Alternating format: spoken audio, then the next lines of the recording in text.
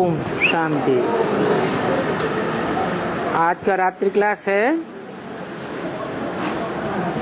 4 अक्टूबर 1968।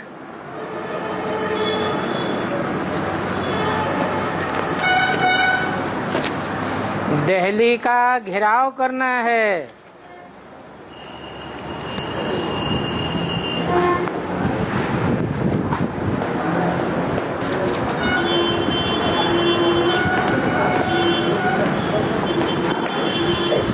दिल्ली को इतना इम्पोर्टेंस क्यों दिया?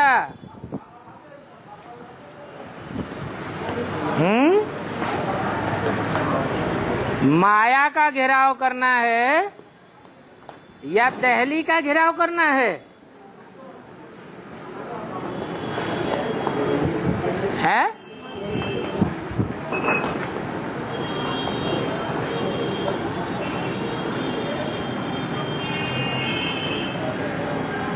दिल्ली है भारत की कैपिटल। दिल्ली के लिए बोला है, दिल्ली का सुधार सारे भारत का सुधार हो जाता है। दिल्ली का परिवर्तन सारी दुनिया का परिवर्तन हो जाता है।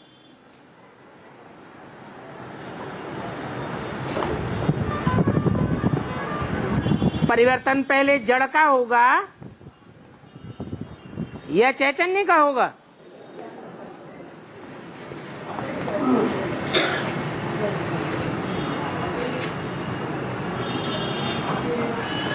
तो जरूर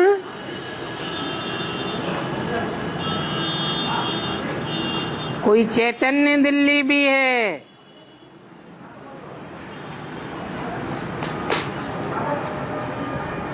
जिसकी गोद में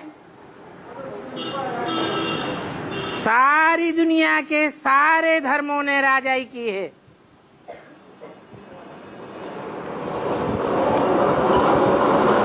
दिल्ली की गोद में खेले हैं।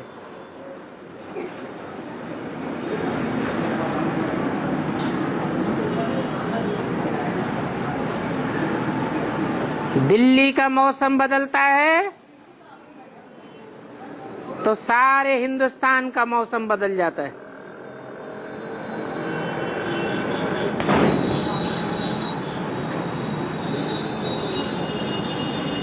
बाप की प्रत्यक्षता का आवाज भी दिल्ली से निकलेगा।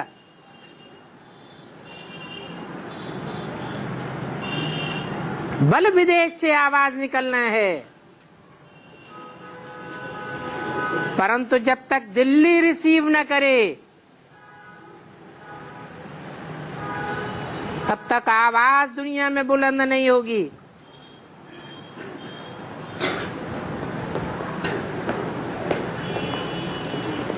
तो दिल्ली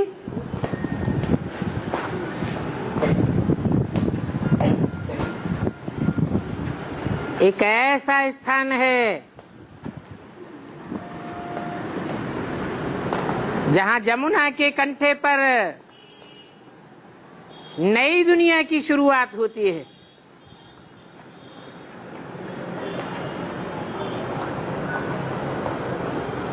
माना दिल्ली सारी दुनिया की मां है।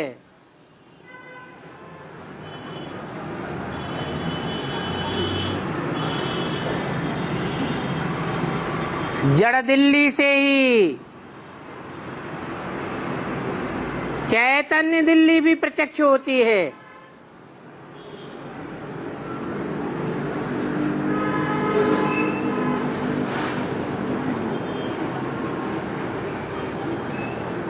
जो एक एक की दिल लेने वाली है।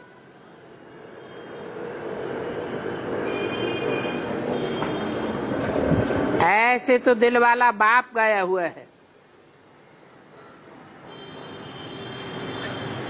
लेकिन बाप स्वयं कुछ नहीं करता।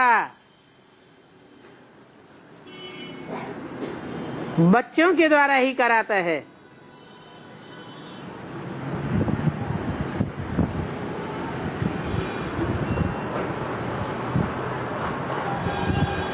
घेराव क्यों करना है?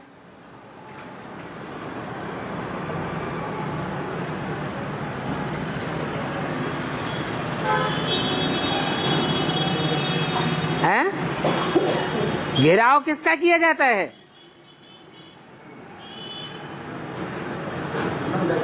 हैं? जो खतरनाक होता है, भयंकर होता है, उसका घेराव किया जाता है।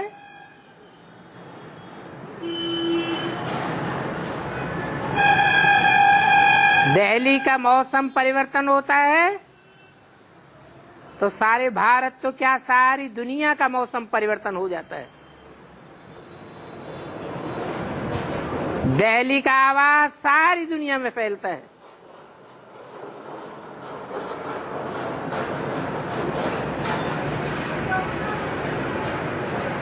दिल्ली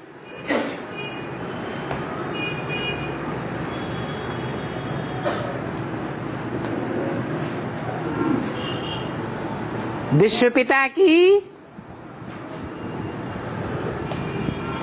प्रकट कृति है, जिसे कहते हैं प्रकृति। कृति माने कार्य, प्र माने प्रकृष्ट। परम पिता परमात्मा बाप जो विश्व पिता के रूप में संसार में प्रत्यक्ष होता है, उसकी प्रकृष्ट कृति, प्रकृष्ट रचना प्रकृति है।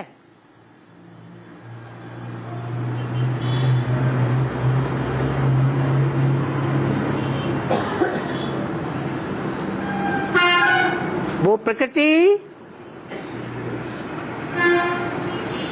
5 तत्वों का संघात है। पृथ्वी, जल, वायु, अग्नि, आकाश। ये जल, वायु, अग्नि, आकाश भी चैतन्य रूप है। पहले जड़ देवताओं का परिवर्तन होगा,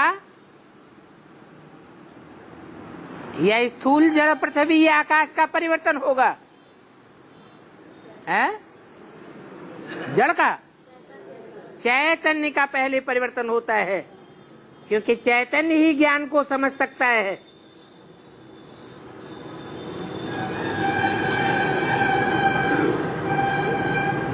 ये 5 ही तत्व जो जड़त्वमयी हैं, जड़त्व बुद्धि वाले हैं,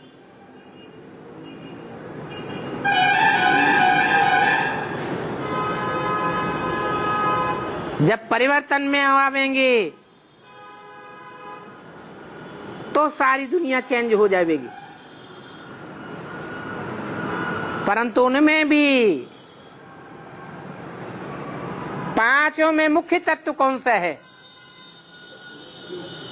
जैसे 5 विकारों में मुख्य विकार काम विकार अगर परिवर्तन कर लिया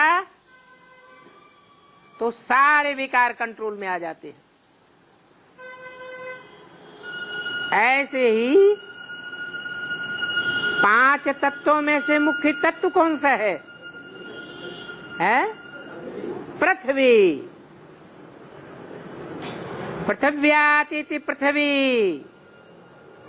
पृथुलातीति पृथ्वी, अर्थात जो विस्तार को प्राप्त होती जाती है उसको कहते हैं पृथ्वी। सतयुग आदि से ही विस्तार को प्राप्त होना शुरू हो गई।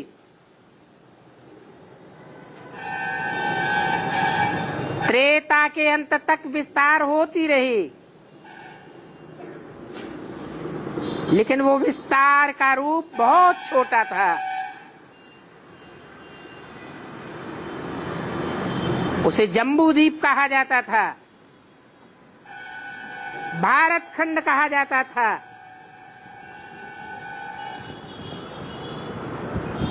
भा अर्थात ज्ञान की रोशनी, रत माना लगे रहने वाला।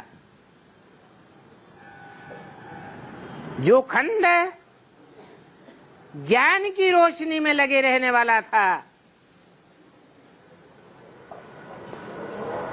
वो सतयुग और त्रेता रूपी सतो प्रधान सतो सामान्य खंड भारत था। भारत माता कहा गया। उसके बाद जब द्वैतवादी युग द्वापर शुरू हुआ,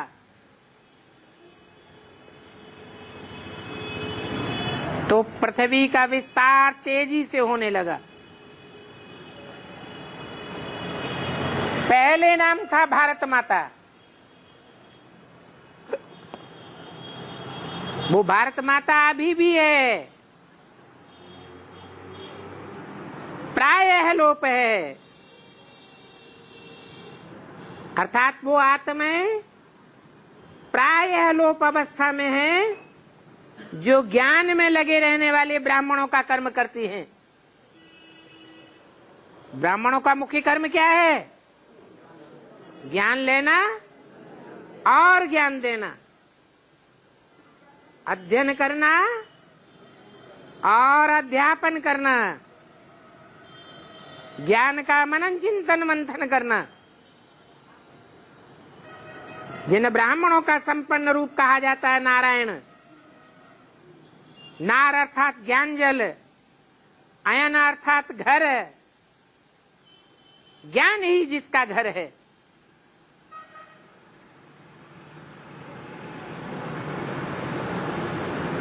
मन बुद्धि सदैव ज्ञान में ही रमण करती रहती है।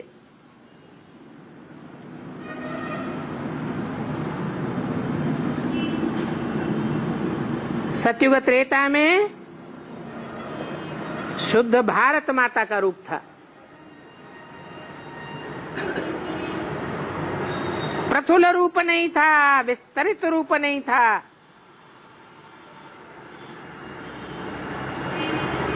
भारत माता का रूप तो था, लेकिन कन्या का रूप था। जैसे कन्या कृश होती है, विषय विकारों का लेश मात्र नहीं होता है, ऐसे भारत माता का रूप था। जब से दूसरे दूसरे धर्म आए, विदेशी धर्म आए, इन्होंने पॉल्यूशन पैदा करना शुरू कर दिया।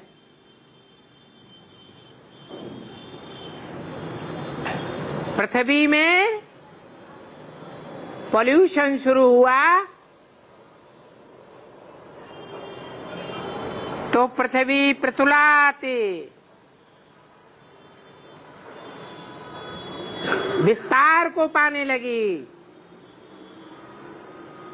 जैसे कन्या की शादी हो जाती है,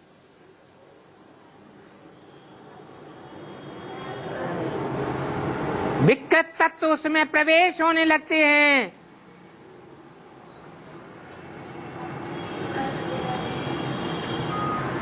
तो कन्या कन्या का कृष्ण रूप नहीं रहती। जितने जितने बच्चों की पैदाइश होती जाती है, चौड़ी होती जाती है। सारे शरीर का ढांचा ही बिगड़ जाता है।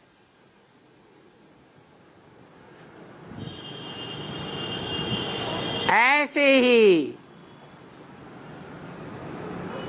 वो भारत माता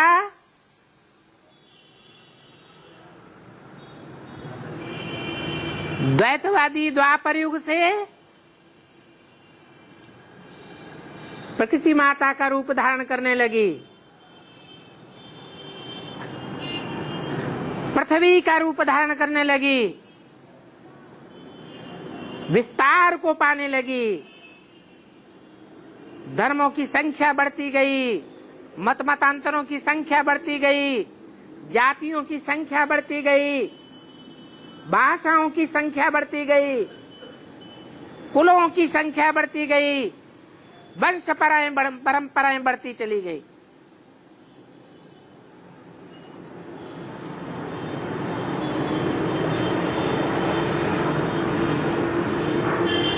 दिल्ली का भी विस्तार रूप होता चला गया।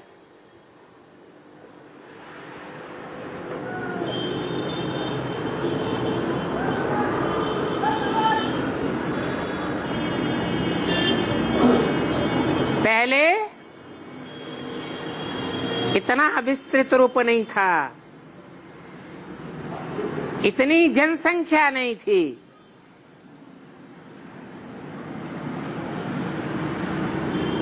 सारी दुनिया के बीच एक ही शहर ऐसा है जहां ज्यादा से ज्यादा परसेंटेज में चारों ही मुख्य धर्म भरे पड़े हैं।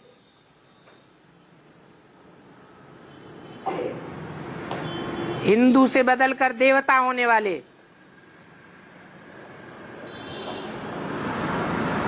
इस्लामी उर्फ मुस्लिम, क्रिश्चियन,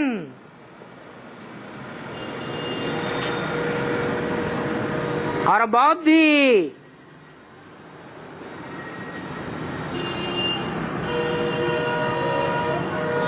जैसे सन्यासी अथवा सिख।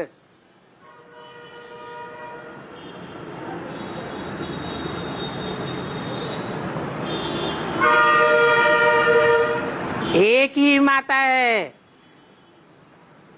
पृथ्वी, सारे जगत की माता जगदम्बा। उसको पोल्यूट करके भारतवासियों ने, विदेशियों ने माता की हालत खराब कर दी, पूरा ही अधीन बना लिया।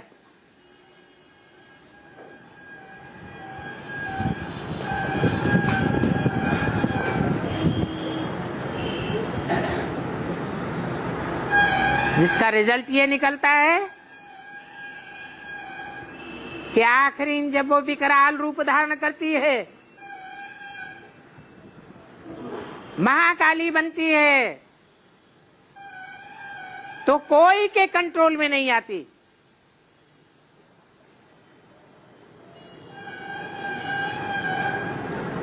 जितना कंट्रोल करना चाहते हैं उतना कंट्रोल से बाहर हो जाती।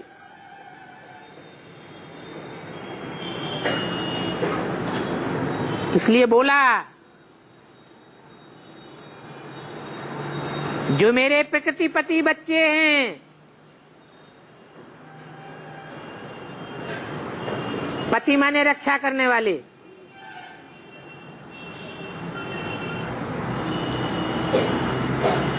प्रकृति को पोल्यूट करने वाले नहीं। उन प्रकृतिपति बच्चों का काम है कंट्रोल से बाहर हुई दिल्ली को चारों ओर से घिराव डाले।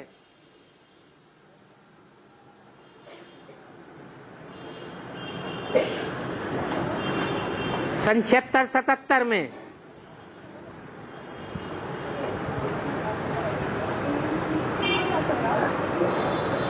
दुनियावी जनता पार्टी ने भी करने की कोशिश की।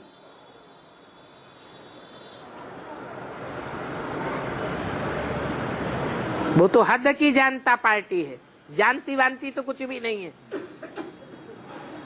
दुनियावी बातें जानती है।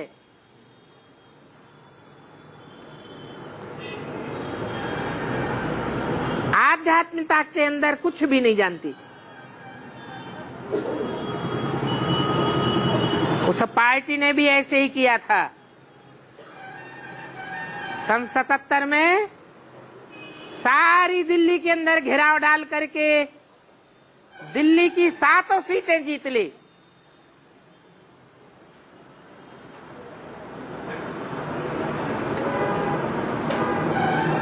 लेकिन रास्ता गलत अपनाया।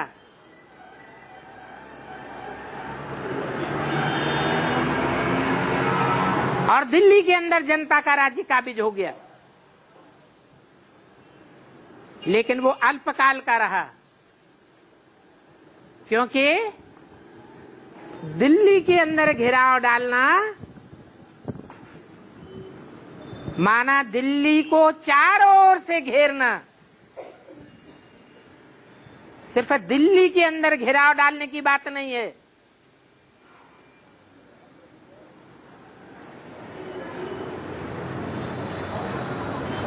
राजाएं जब कोई किले के ऊपर आक्रमण करते थे तो किले के अंदर चारों ओर से घेराव डालते थे या किले के बाहर से घेराव डालते थे। तो ऐसे ही जनता पार्टी वाले भूल गए कि दिल्ली टेरिटरी, दिल्ली राज्य के चारों ओर से घेराव डालने वाला काम करना था। दिल्ली के 3 तरफ है हरियाणा,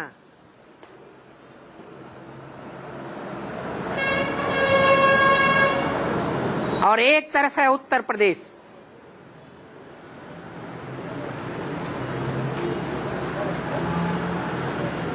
तीन दिशाओं से दिल्ली घिरी हुई है हरियाणा के द्वारा।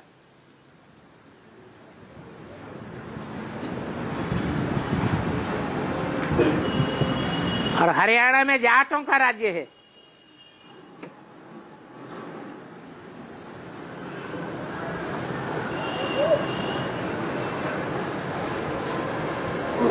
यूपी का मुख्य जिला है गाजियाबाद।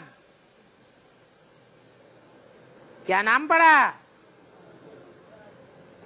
बाद, अर्थात बाद में ज्ञान की गजगोर करने वाला।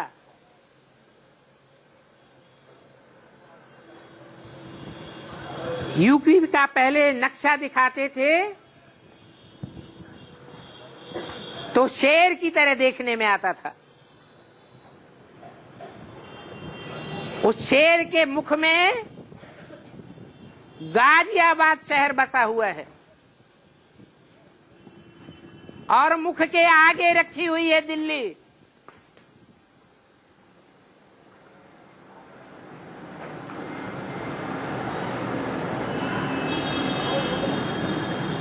ये सब बातें ज्ञान के अंदर भी लागू होती हैं।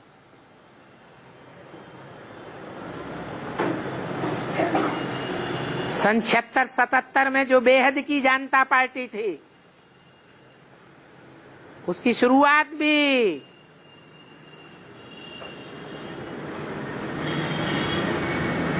गुजरात से जयप्रकाश नारायण के द्वारा एजिटेशन शुरू हुआ था।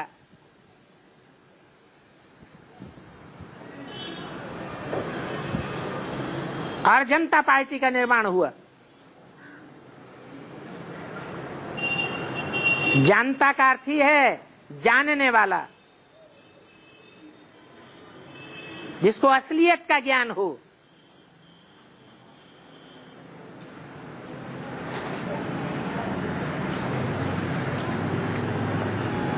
सन 77 में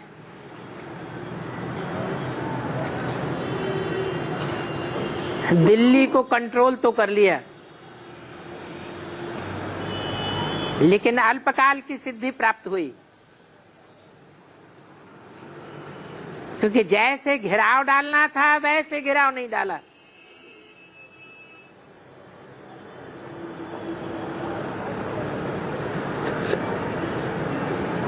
अभी फिर वही प्रयास करना है,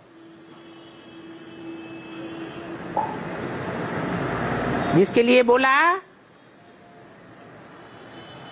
कि दिल्ली का घेराव करना है। वास्तव में ये जो त्रिमूर्ति और झाड़ का चित्र है,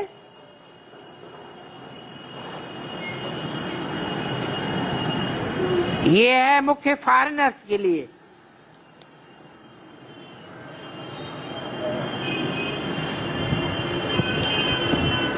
क्योंकि त्रिमूर्ति में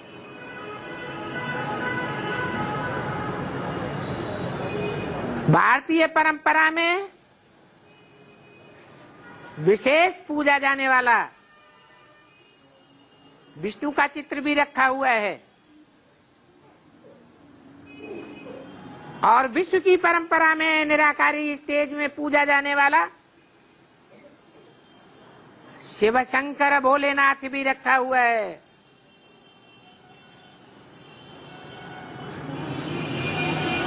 उस निराकारी बाप को सारी दुनिया की सभी धर्मों की आत्माएं मानती हैं।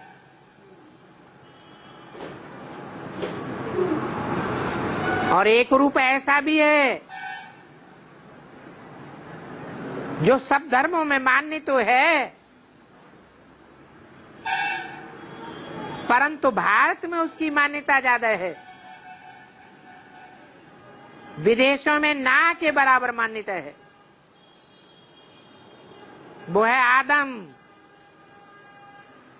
एडम, आदिदेव, आदिनाथ, जिसका ब्रह्मा नाम दिया हुआ है। भारत में मान्यता तो है, परंतु विष्णु और शंकर की तरह पूजन नहीं है। मंदिर नहीं बनाए जाते, ब्रह्मा की मूर्तियां नहीं बनाई जाती, ब्रह्मा की पूजा नहीं की जाती, क्योंकि जीवन रहते रहते सफलता को प्राप्त नहीं किया।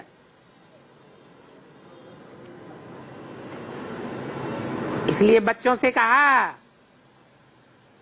कि अब तुम बच्चों का काम है कि जीवन रहते रहते ये काम करके दिखाओ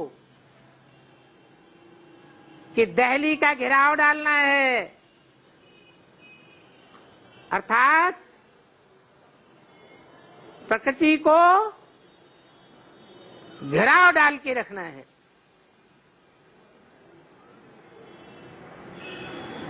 अभी प्रकृति कंट्रोल से बाहर है।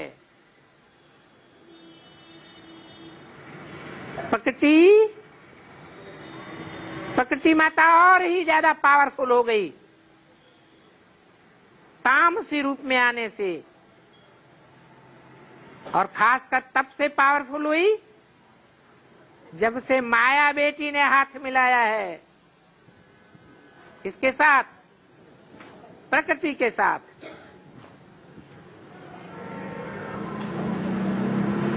पहले तो 5 विकार ही ब्राह्मणों को भारी पड़ते थे पुरुषार्थी जीवन में। एडवांस ज्ञान मिलने के बाद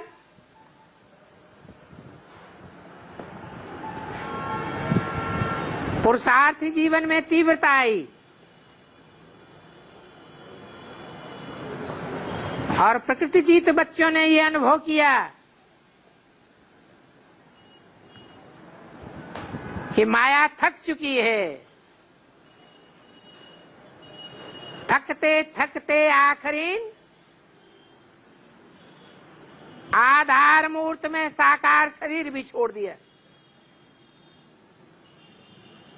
परंतु साकार शरीर छोड़ने के बाद माया बेटी और ज्यादा पावरफुल बनती है या कमजोर हो जाती है? और ज्यादा पावरफुल हो गई। और पावरफुल होने का कारण ये हुआ कि सूक्ष्म शरीर धारण करते ही उसने असलियत को पहचान लिया।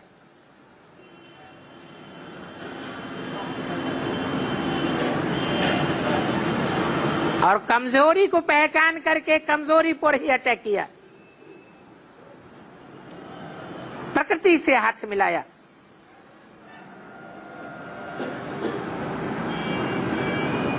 अब ये रावण के 10 सिर इकट्ठे हो गए।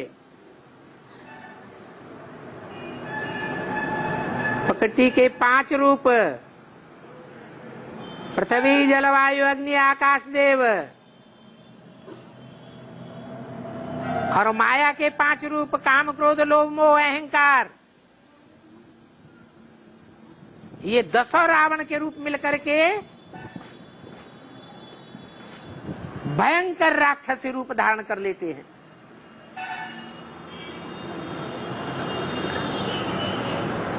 तो इन तीनों को कंट्रोल करने के लिए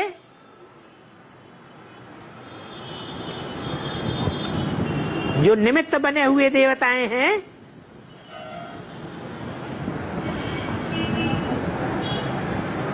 ईश्वर की ओर से, गॉड फादर की ओर से, वो है ब्रह्मा, विष्णु और शंकर। और तीनों आत्माओं का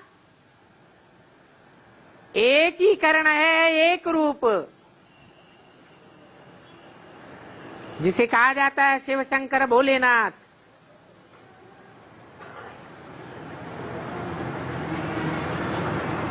जो संसार में प्रकृतिपति बन करके संसार में प्रत्यक्ष होता है।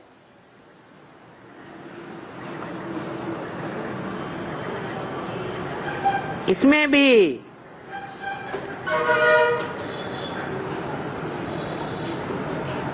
शंकर के रूप को अर्थात जगत पिता के रूप को,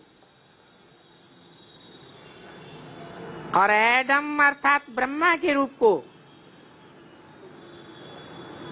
फॉरेनर्स अच्छी तरह से पहचानते हैं।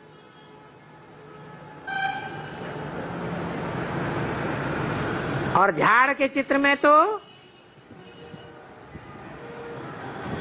सभी धर्मों का डिक्लेरेशन, क्लियरेशन अच्छी तरह से दिया हुआ है। तो इस झाड़ के चित्र और त्रिमूर्ति के चित्र पर विदेशियों को समझाना बहुत अच्छा है।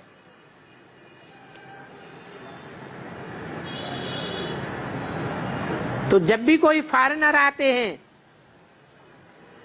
तो उनको संगम युग की नॉलेज जरूर देनी पड़े।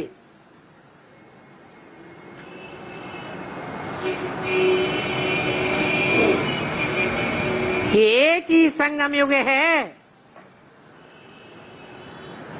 जहां ये त्रिदेव प्रत्यक्ष होते हैं।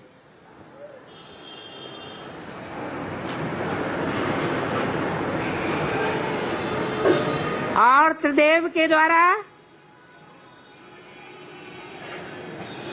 सारे ही विश्व धर्मों की असलियत की जानकारी मिलती है।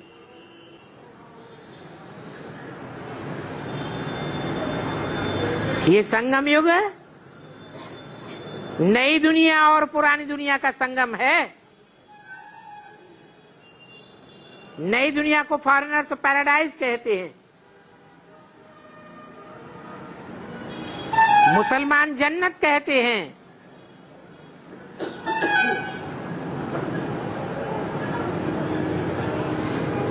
और पुरानी दुनिया को दोजख कहते हैं।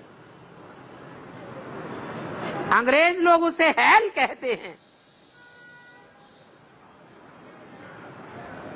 अभी नहीं समझेंगे। जब एटम बम फटने लगेंगे शहर शहर में, तब उनकी समझ में आवेगा कि ये दुनिया हेल अर्थात भाड़ बन चुकी है। जैसे भाड़ में आग ही आग चारों तरफ देखने में आती है, ऐसे उन्हें देखने में आवेगा कि दुनिया में एक हिस्सा ऐसा भी है छोटा सा, जहां वाहवाही हो रही है,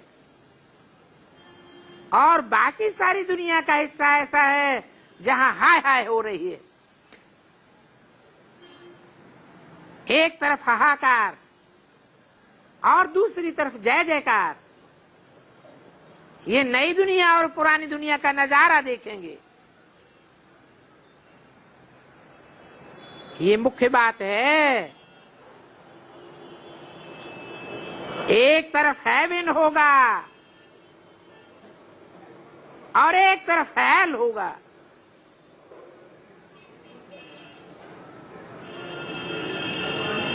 तब उनसे पूछना पड़े, बताओ ये हेल किसने बनाया और ये हेवन किसने बनाया? तुम बच्चों को तब जास्ती समझाने की दरकार नहीं पड़ेगी। प्रैक्टिकल देखने में आ रहा है, प्रैक्टिकल में देखेंगे, हेल भी देखने में आवेगा, टीवी में दिखावेंगे।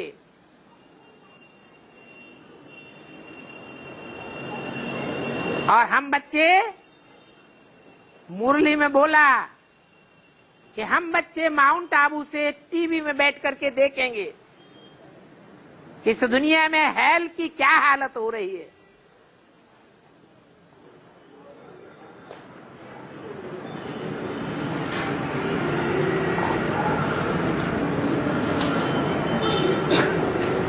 नई दुनिया का नजारा तो हमारी बुद्ध रूपी हथेली में पहले से ही खिंचा हुआ है।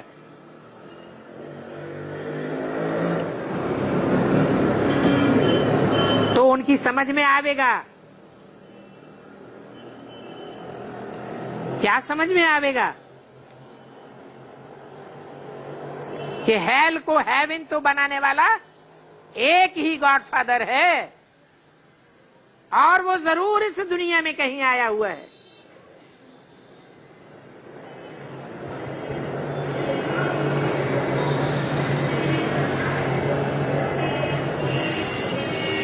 वो बैठे हुए होंगे हेल में और समझेंगे कि ये पुरानी दुनिया है, और टीवी में देखेंगे नई दुनिया को और समझेंगे कि वो नई दुनिया है। और दोनों दुनिया प्रैक्टिकल में देखेंगे।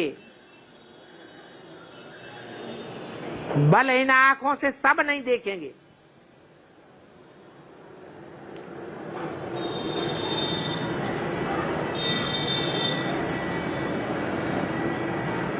हेल को हेवन बनाने के लिए गॉड फादर को जरूर बॉडी चाहिए।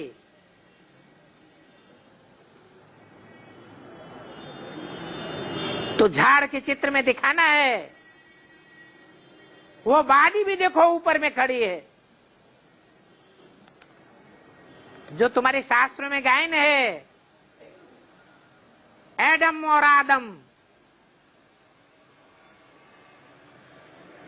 तो समझाना होता है फादर एडम के द्वारा ये विष्णुपुरी नई दुनिया की स्थापना करते हैं।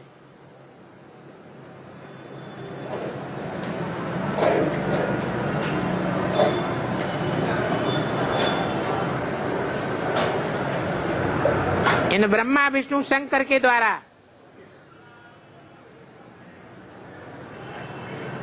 ये विश्व का मालिक बना है, हेवन का मालिक बना है।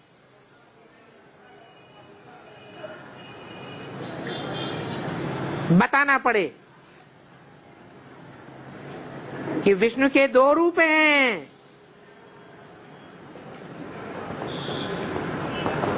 ब्रह्मा सरस्वती,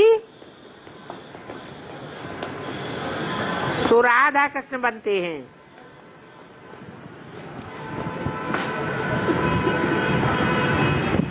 भारत में कीर्तन करते हैं, हे कृष्ण नारायण वासुदेव, अर्थात जो कृष्ण है वही नारायण है।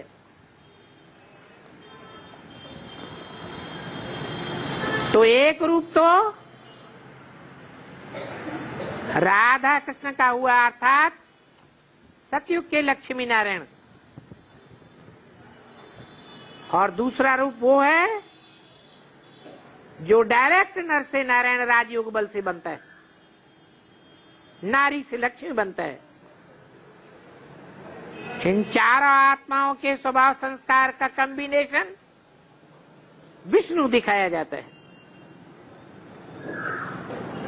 स्थापना करने वाले ऊपर में खड़े हैं।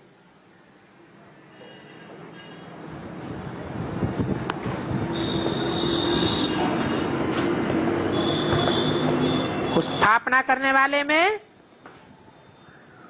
झाड़ के चित्र में मुख्य खड़ा है आदम।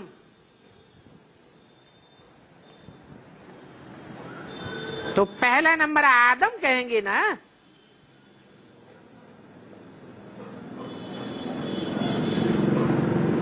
जिससे पैदाइश होती है आदमियों की। परंतु बताना पड़े कि कृष्ण को आदम नहीं कहेंगे,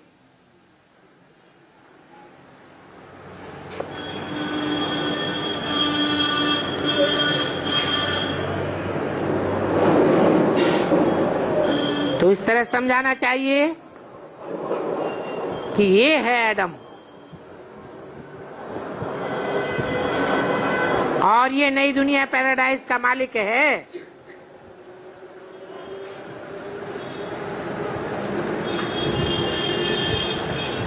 जो फिर 84 जन्म के पिछाड़ी में एडम बनती है।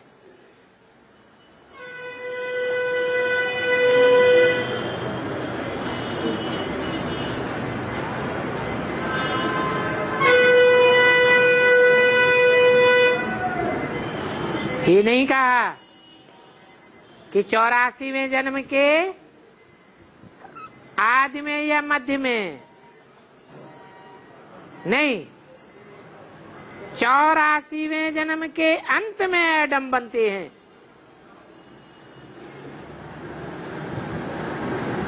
चौरासीवां जन्म कितने साल का हुआ? 84वें जन्म का नाम एडम।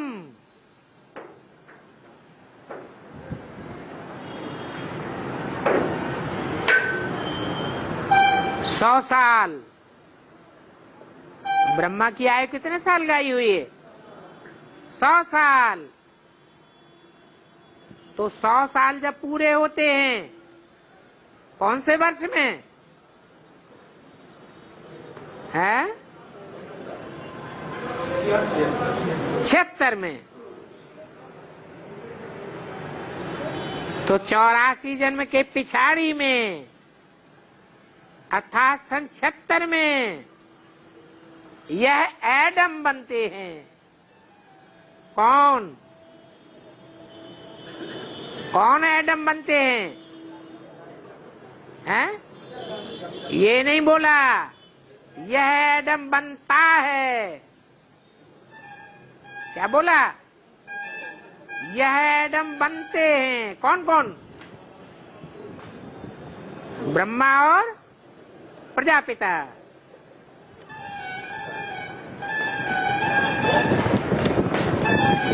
बाप इन एडम का रथ लेते हैं।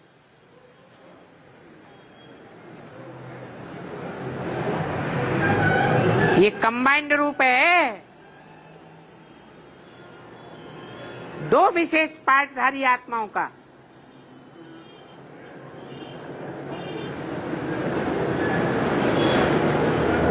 परम पिता का रथ नहीं कहेंगे, उनका अपना रथ होता नहीं,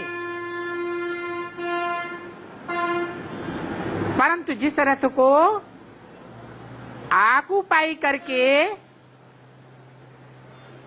पुरुषार्थी जीवन चलता है, ये वो दो आत्माएं हैं, ब्रह्मा और प्रजापिता, राम और कृष्ण। तो इन्हें एडम का रथ लेते हैं। बच्चे इन बातों को समझाते तो जरूर होंगे।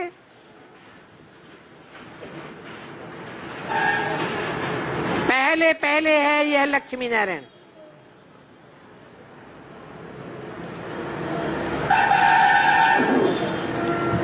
कौन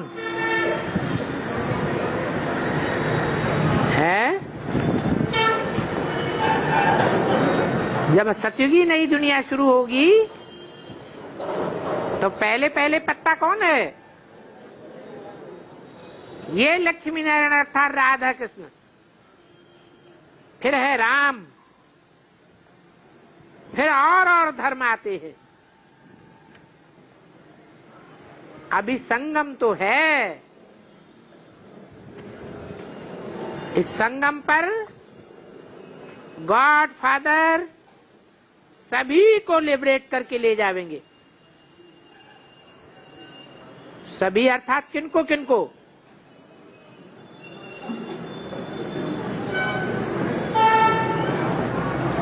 चाहे देवता धर्म वाले हों, चाहे हिंदू कहलाने वाले हों, चाहे इस्लामी हो, बौद्धी हो, क्रिश्चियन हो, कोई भी धर्म वाले हो,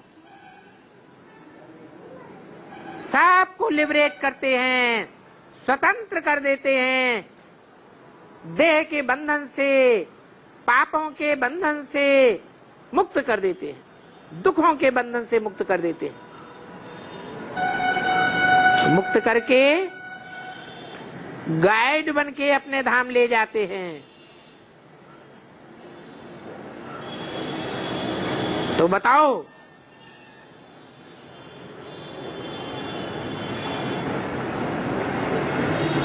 ले जाने वाले पंडे साकार में चाहिए या नहीं चाहिए? झाड़ के चित्र में ऊपर दोनों का चित्र रखा हुआ है। शंकर का चित्र रखा है, आत्माओं को ले जा रहा है। ब्रह्मा का भी चित्र खड़ा हुआ है, जो पुरुषार्थ में खड़े रहकर स्थापना करते हैं।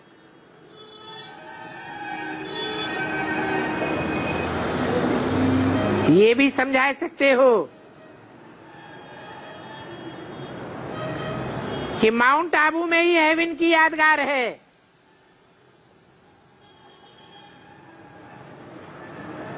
और पुरुषार्थी जीवन का भी यादगार है। कौन सा? दिलवाड़ा मंदिर। नीचे की स्टेज में तपस्या में बैठे हुए हैं, और जब तपस्या पूर्ति होती है, संपूर्ण होती है, तो ऊंची स्टेज में चले जाते हैं। देवताएं ऊपर छत में दिखाए गए हैं।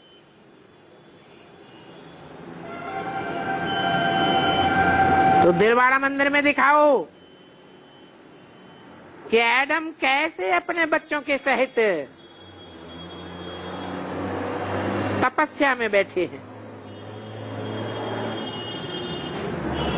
ये प्रजापिता ब्रह्मा के बच्चे हैं ना।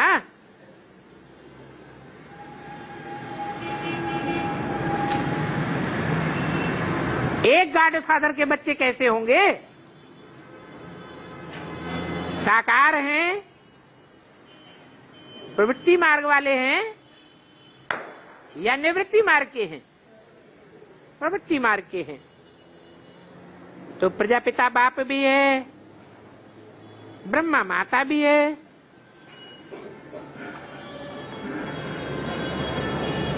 दिखाओ कि दिलवाड़ा मंदिर में कैसे प्राचीन भारत का राजयोग सीख रहे हैं। इसलिए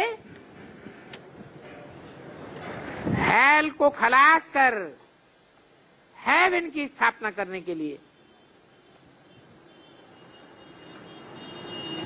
तो इन फॉरेनर्स को ये सब बातें समझानी पड़े।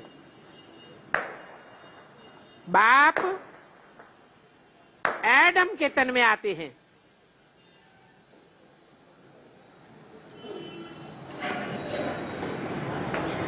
क्या कहा? अम्मा के रूप में एडम नहीं बताया। अम्मा के रूप में विदेशों में क्या नाम देते हैं? हवा।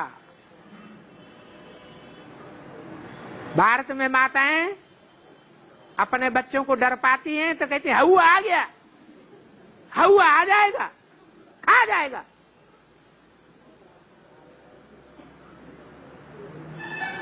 तो माता का नाम क्या दिया? हवा। अब हवा कहो, दहली कहो, पृथ्वी का तामसी रूप कहो, जगदम्बा कहो, महाकाली कहो, बात एक ही है। बाकी बाप माता में आते हैं,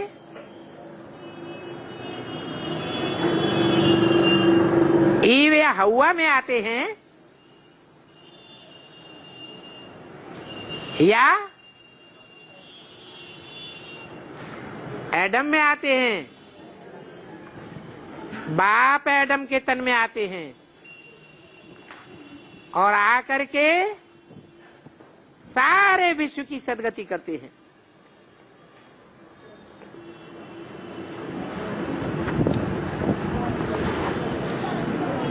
दो दुनियाएं स्पष्ट दिखाई देती है, हेवन और हेल। परंतु हेवन में हेल तो नहीं हो सकता।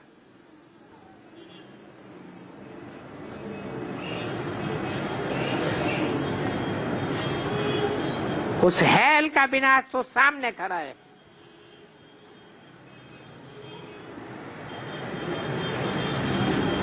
ये नहीं कहा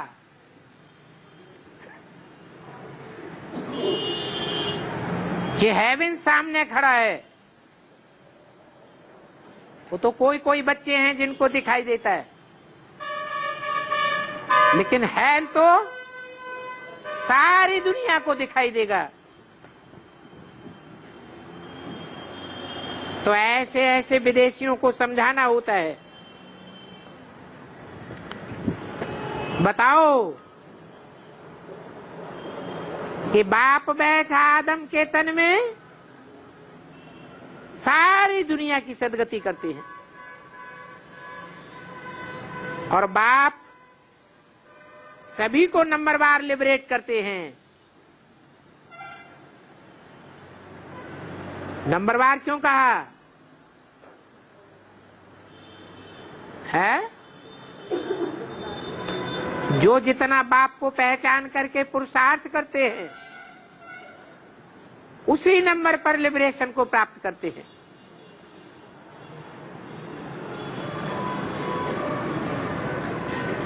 अभी सारी दुनिया आयरन एज में है। फिर बाप सारी दुनिया के मनुष्य मात्र को लिबरेट करके स्वीट होम ले जाते हैं।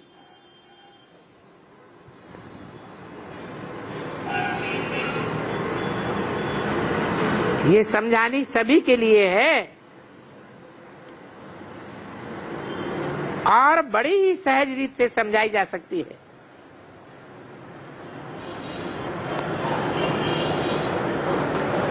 परंतु कोई की बुद्धि में क्यों नहीं बैठता है? क्योंकि अभी सबकी बुद्धि में बैठने का टाइम नहीं है।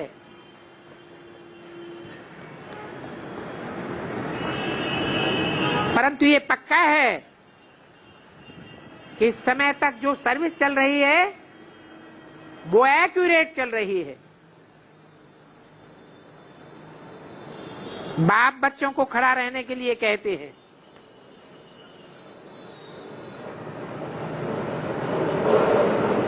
सर्विस को देख देख करके फंक न हो जाएं, इसलिए बाप असलियत बताते हैं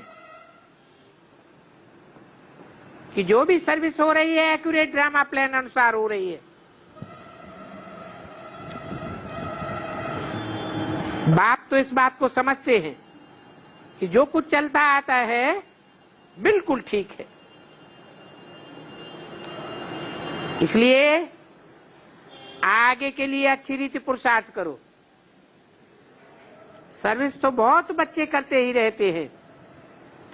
बच्चे समझ गए हैं कि हमको इस सर्विस को आगे बढ़ाना है। बाबा खुद कहते हैं, घेराव डालो तो फॉरेन से आने वाले टूरिस्ट के द्वारा आवाज निकलेगा।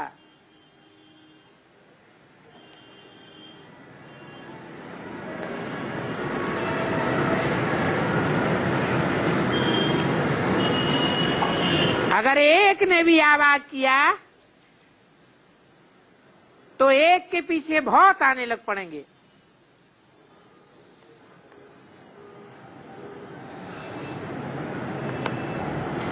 उन फॉरेनर्स की आवाज से बहुत आवाज हो जाएगा।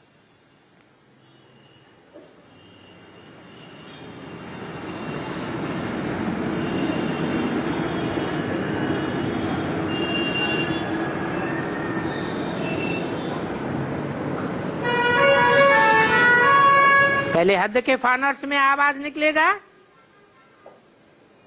या ब्राह्मणों की दुनिया के जो फॉरेनर्स हैं और धर्मों के आधार मूर्त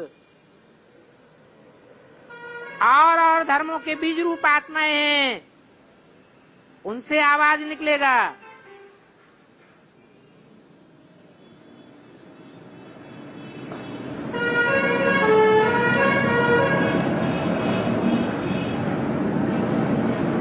अभी वो फानर्स समझ गए हैं कि ये सन्यासी लोग तो बहुतों को जाकर ठगते हैं।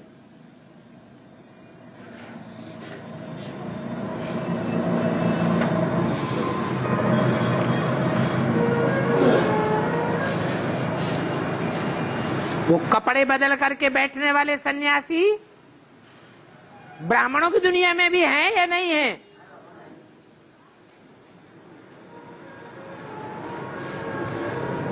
इन सन्यासियों में करप्शन, एडल्ट्रेशन इतनी है जो इन्होंने भारत का खाना ही खराब कर दिया है। न टाइम से खाना मिलता है,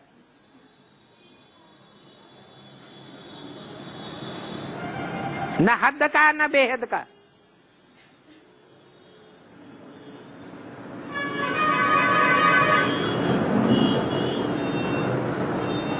तो देखो, भारत की आबादी और भारत की बर्बादी, ये है भारत का उत्थान और पतन।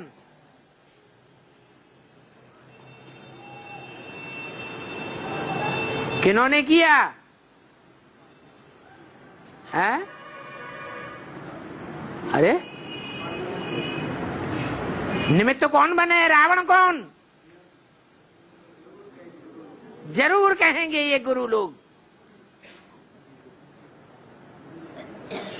जिन्होंने भारत का खाना खराब कर दिया।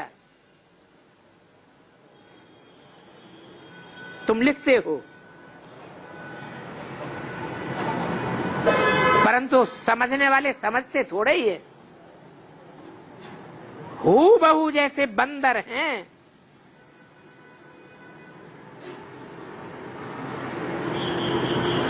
अभी देखो, दिल्ली साउथ के म्यूजियम में एमपी आदि बहुत आते हैं।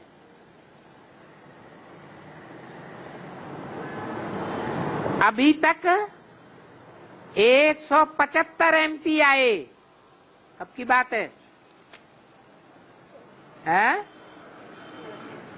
68 की, 1968 तक की बात बताई। तो प्रभाव पड़ता है कि ब्रह्मा कुमारियां अच्छा काम करती हैं, परंतु उनकी बुद्धि में ये नहीं बैठता कि असल प्योरिटी जो थी वो अब नहीं है।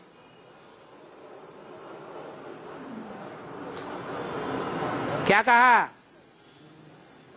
है? अरे म्यूजियम में आते तो बहुत हैं, एमपी वगैरह। उनकी बुद्धि में ये भी बैठता है कि ब्रह्मा कुमारियां अच्छा काम करती हैं, परंतु बाप ने क्या बोला कि उनकी बुद्धि में ये नहीं बैठता, वो ये नहीं समझते कि असल प्योरिटी जो यज्ञ के आदि में थी इन ब्रह्मा कुमारियों में, वो प्योरिटी अब नहीं है। जो सन्यासियों में सतोप्रधान स्टेज में प्योरिटी थी, जब जंगल में रहते थे तब प्योरिटी थी।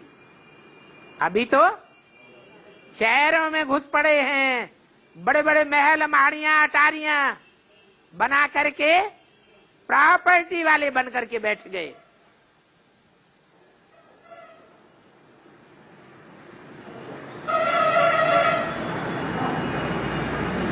फिर भी बाप समझाते हैं कि स्थापना तो होनी है। बाप समझाते हैं कि कनॉट प्लेस में बड़े बड़े बहुत आते हैं, और आवेंगे तो आवाज होगा। इस समय तक जो भी होता आया है कल पहले भी हुआ है। जो पास्ट हो गया वो बिल्कुल एक्यूरेट, और हार और जीत तो होती ही है।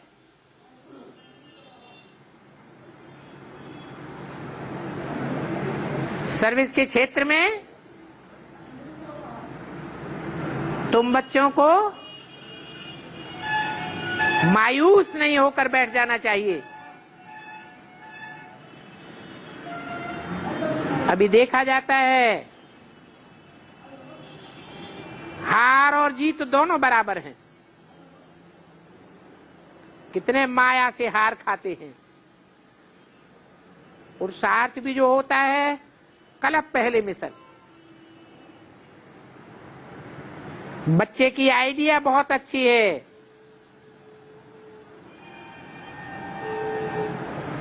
तो ये बड़ों की सर्विस हो जाएगी। फिर गरीबों की सर्विस पीछे थोड़ा ठहराया जाता है।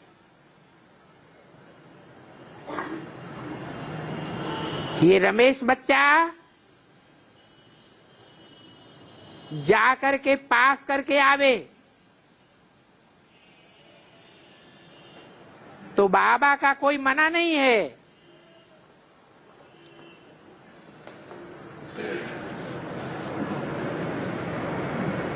सर्विस करने वाले भी बहुत अच्छे चाहिए। मैदान में आना होगा।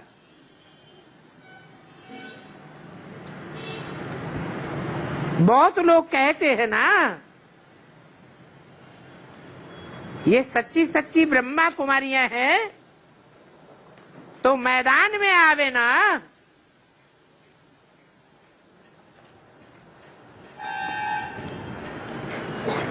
ये कनॉट प्लेस कोई कम सामान्य मैदान नहीं है।